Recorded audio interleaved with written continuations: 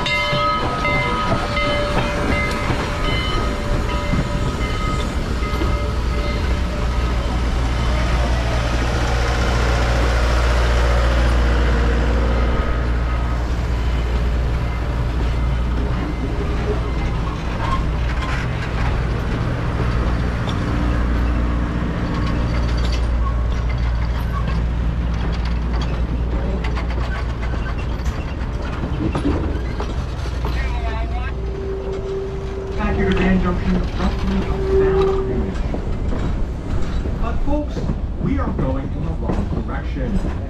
We are headed east. Today we need to head west. So to fix this, we are going to turn the entire train around.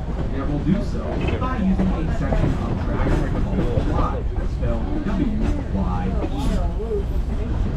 Our train has what's called a spring switch. That spring switch is automated, meaning once the train passes over it, the switch will move on its own and will then direct us onto the east leg of our Y.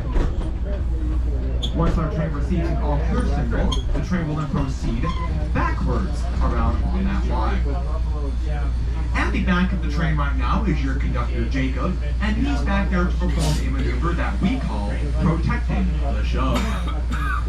Now, when Jacob is protecting the shove, he will serve as the eye for our engineer Zach. Because in just a moment, when we go backwards, in fact we're doing that right now, Jacob is at the front, while Zach is now at the back.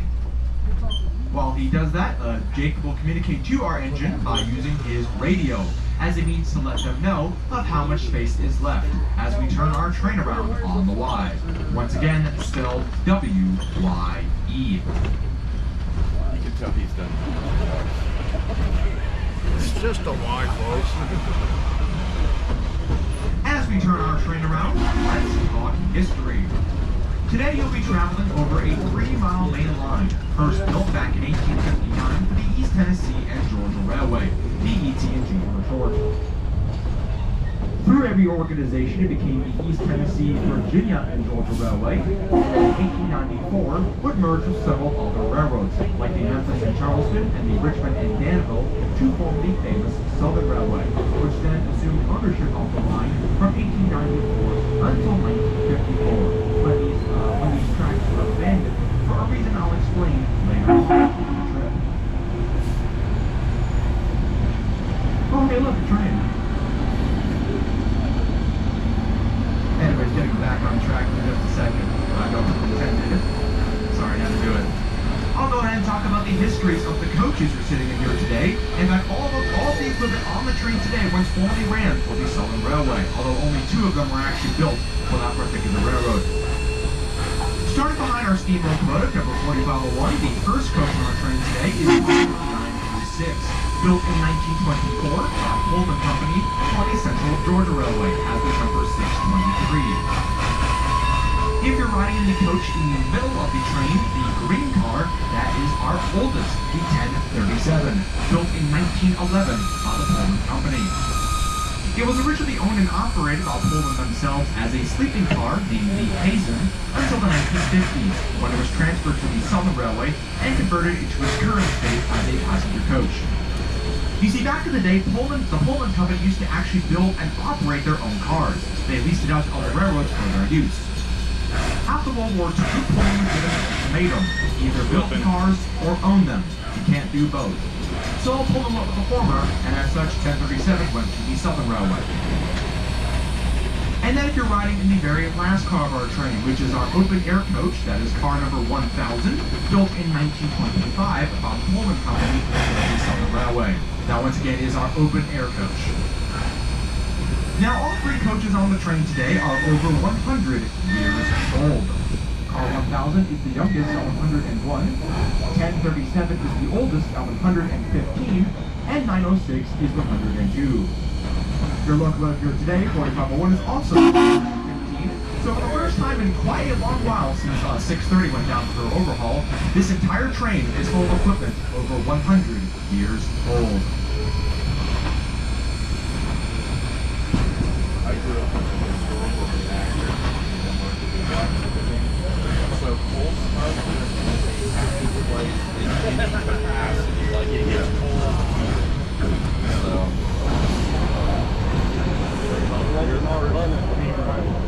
yeah. Oh, yeah, mine's a little later than that. I'm sorry, what did you say? My wife dragged me out of Mount Vernon watching the cold force at that. Yeah. We have to get on the phone.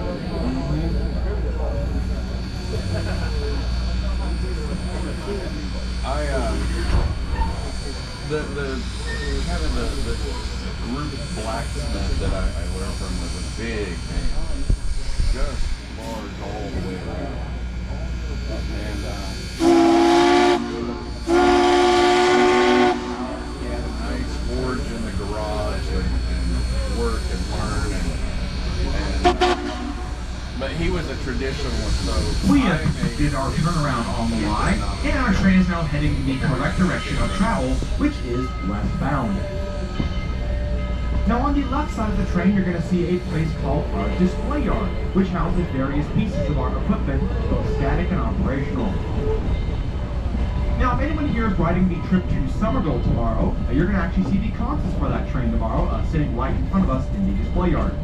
So I'll talk about, I'll briefly point out some of the stuff you've seen in the display here today. This is Southern Railway office car number 21, built in 1926. Then we have the Georgia train that will be taking some of you to Summerville tomorrow.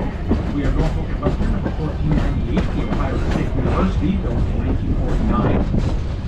Car 2378, the Golden Sand, built in 1950 by the Bud Company for the Southern Pacific Railway. Southern Railway coach number 832, built in 1949, also by the Bud Company. Central of Georgia number 907, built in 1947 by the American Car and Foundry. Our commissary car, car 50, built in 1953 for the U.S. Army as a troop medic kitchen car. And then that's Richmond, Fredericksburg, and Potomac Railway number 857, built in 1947. You also have the Central of Georgia's number 390 and 661, but currently on the other track next door.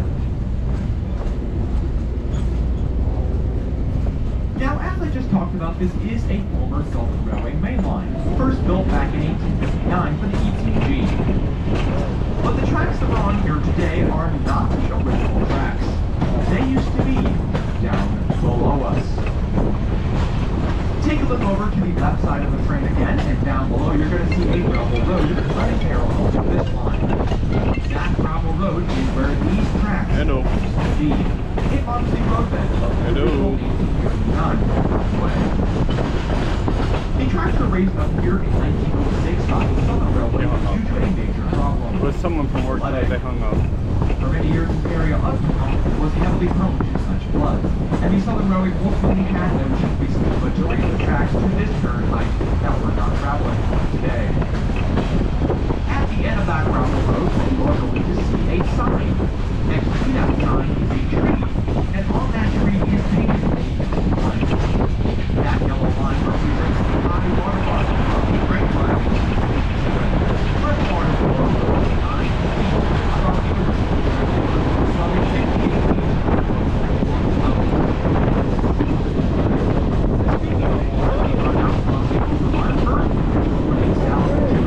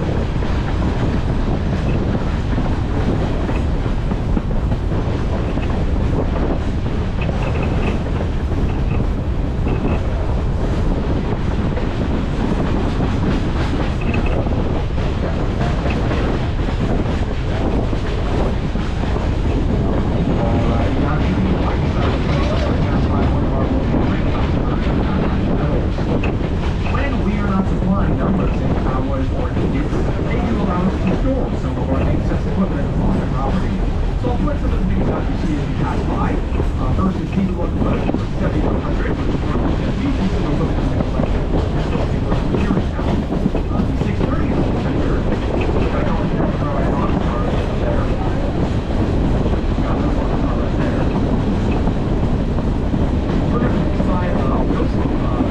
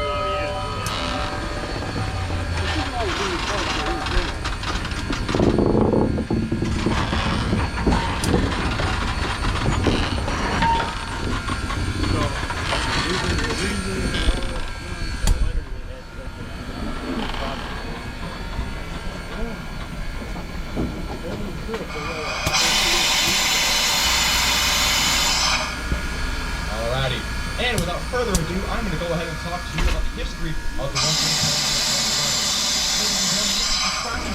Tennessee Mountain Railroad Deal. Arguably our most famous piece of equipment. No introduction needed, but I'll go ahead and give it to you. This is Sheldon Railway number 4501. Built in 1911 by the Locomotive Locomotive Works, Philadelphia, Pennsylvania, for the Southern Railway. Built. Today, she's the last class in existence. the 4501 is classified as a 282 or a Mikado type steam locomotive. Now, not just that, it refers to the wheel you see on the engine. So in the front, you have your 2 pilot wheels. In the middle, you have your 8 big driving wheels. And then the very back of the locomotive, you have your 2 trailing wheels. So 2, 8, 2. The 4501 ran in freight service for the Southern Railway until 1948, when it was then sold to the Kentucky and Tennessee Railway and renumbered to their number 12, as it was the 12th locomotive that the railway owned. She ran there until 1964, when she was retired in favor of diesel power. That same year, our other founder, or one of our founders, Mr. Paul Merriman, came across the engine at the K&T shops, and he said, "You know what? I'm gonna buy this thing." And that he did. He bought it for $5,000. Now, that's pretty cheap, but keep in mind, this was 1964 money. In today's money, that cost would be too much. The engine was then restored. Back in its heyday, it was painted all freight black. But as you see here today, it was originally painted green and gold back in 1964. This was done at the request of Southern Railway President W. Graham Claytor. He was like, "Hey, can we paint it like this?" And they said, yes. So this engine was originally painted green and gold back in 1964. It returned to Chattanooga in 1964 and ran here both on the Southern Railway's main line on their steam excursions back in the 60s, 70s, 80s, and early 90s, until 1998, when the locomotive was retired, seemingly forever. But after the restoration of locomotive number 630 back in 2011, restoration work began on the 4501 post haste. It was completed 3 years later in 2014, and the locomotive officially returned to service that year. Nowadays, this engine works mainly pulling our 9-hour Summerville steam special. That's 104-mile round trip from Grand Junction down to Summerville, Georgia, and all the way back up. That's mainly a trip it does nowadays. It really doesn't do the local that much anymore. In fact, this is the first time since, I believe, October 2024, this locomotive has pulled this train. And when it last did, it was not as VO1, it was as GM&O 4382. Now, just this year, folks, we are painting the engine back into the iconic green and gold some of you might remember. Of course, the historically accurate 01 is all freight black, but this year, since it's 115th birthday, we were like, you know what, let's make it green and gold again. And so we finished this work in May of 2026. And so this is the first time in 30 years this locomotive has worn the iconic Southern Railway green and gold. To a lot of us here, this was the first time we'd seen the 01 like this in our lives. Once again, 1996 was 30 years ago, quite a long time. So this is quite the sight to behold. Now we're going to take our turntable and we're going to move it to the track next door. Our train's sitting on what's called track number 1. We're going to take our locomotive to the track next door, and this here is track number 2.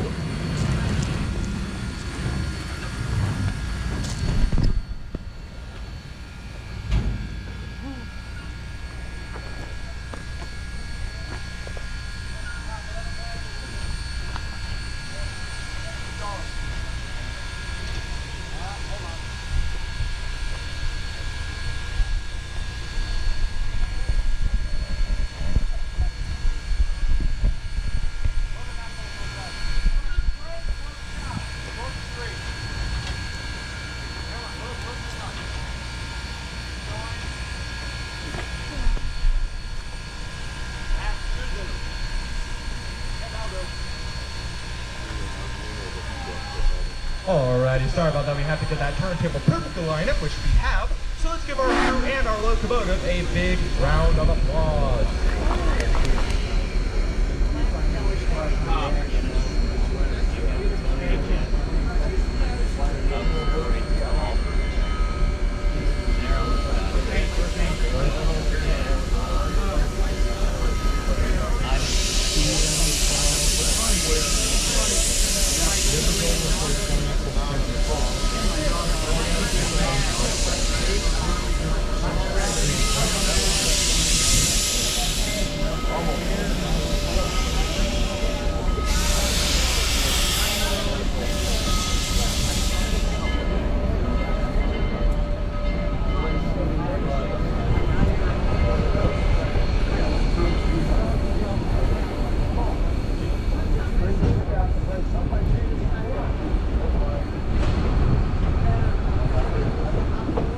Alrighty, folks, welcome back aboard. We hope enjoyed your time here today at East Chattanooga, not just with our ski load, but also our extended back shop tour. Hope you enjoyed it.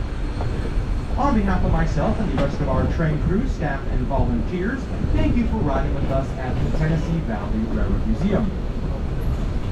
We do offer some other train rides if you're interested, and if you'd like to find out more about those, you can visit our website at www.tvrail.com. Now, with that being said, if you've enjoyed your trip here today, my name is Jack. But if you have not enjoyed your ride, my name is Gilbert. And once again, thank you all for riding with us. We hope you have enjoyed your trip here today. I'll let y'all be, so in the meantime, sit back, relax, and enjoy our ride back to Grand Junction. Almost looks like a EMB 40 boat. Have a great day. I always love looking through the graveyard of parts. The view looks good for that, so.